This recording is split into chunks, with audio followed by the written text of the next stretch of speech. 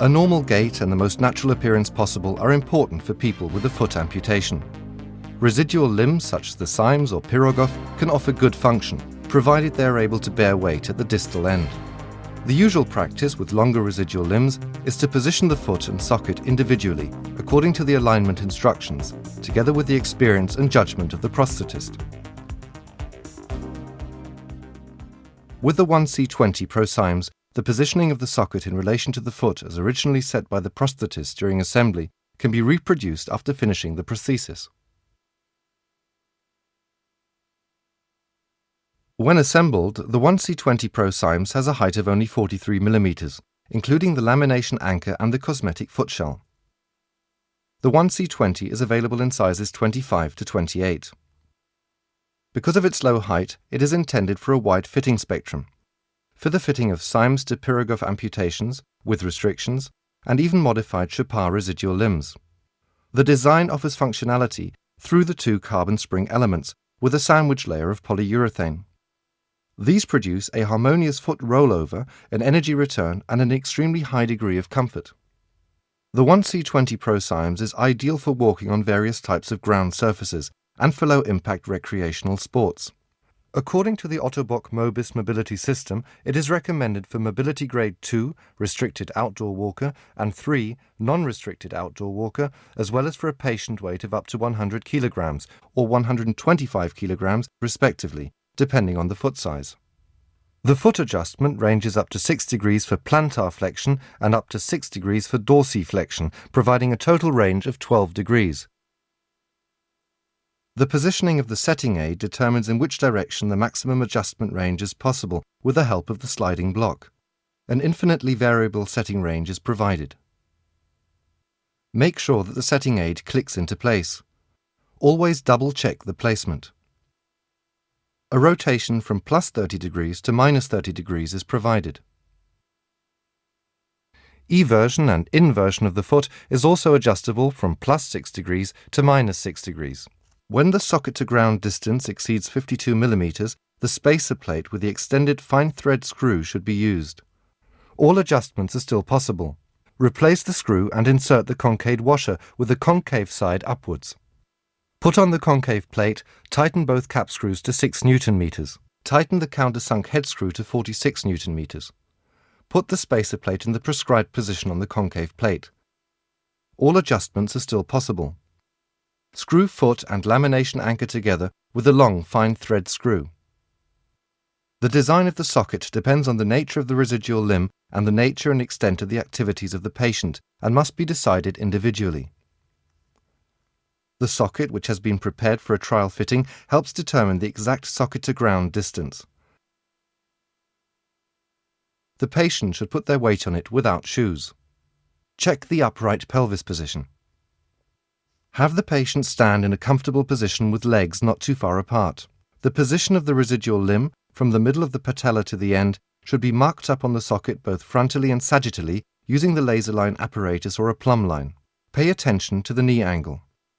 Make sure the knee is in a normal position, not hyperextended. Adjust the 1C20 ProSymes to the appropriate heel height. It is advisable to use the assembly apparatus 743A100. Place the socket in the lamination anchor. Make sure that the plumb line is frontally positioned in the first medial third of the foot. A central position would force the foot to the side when walking. Position the lamination double anchor prongs towards the heel. Bend the prongs as close to the socket as possible. Roughen the distal socket surface. Clean the lamination anchor and keep the footshell clean. Mix sealing resin and talcum together to make a thick, viscous mixture. Apply the mixture on the socket and foot and position the socket according to the marked plumb lines. Make sure the mediolateral position is maintained.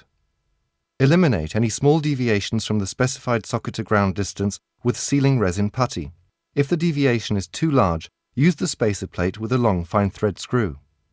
Apply a second layer of the resin talcum mixture as reinforcement, particularly in the area of the lamination anchor prongs. Smooth down when necessary and secure the fixation of the lamination anchor prongs by encircling with Perlon adhesive tape. The socket end should form a smooth natural contour with the heel. Grind rigid foam into shape for placement in the cosmetic footshell. Provisionally cut the cosmetic footshell for trial fitting and smooth its edges. When trying on, make sure that the heel spring snaps into the shell. Trial fitting. Check the length of the prosthesis and the position and rotation of the foot. Inform the patient that for the purposes of a trial fitting, the connection between foot and socket is purely provisional. For safety reasons, the first steps must be taken with the support of crutches or parallel bars. Correct and adjust the positioning during trial fitting.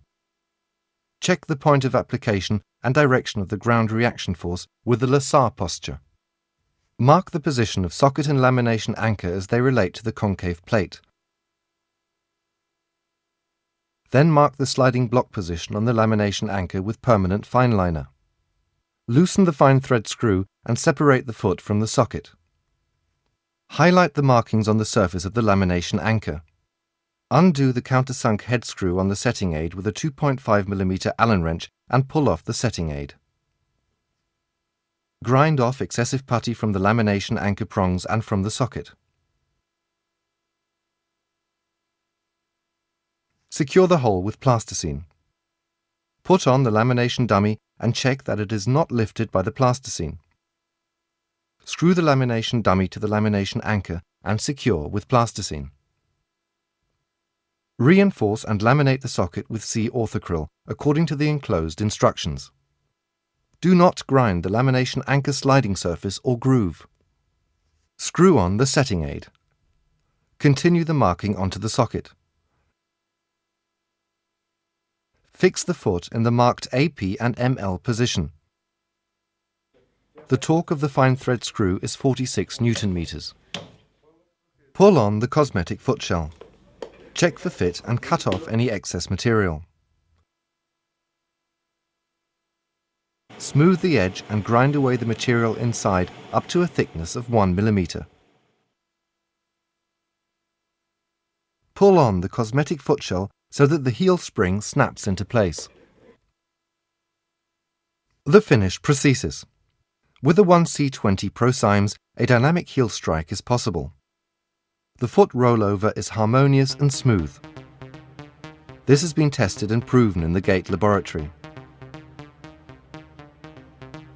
These are advantages that prove themselves step by step, day by day.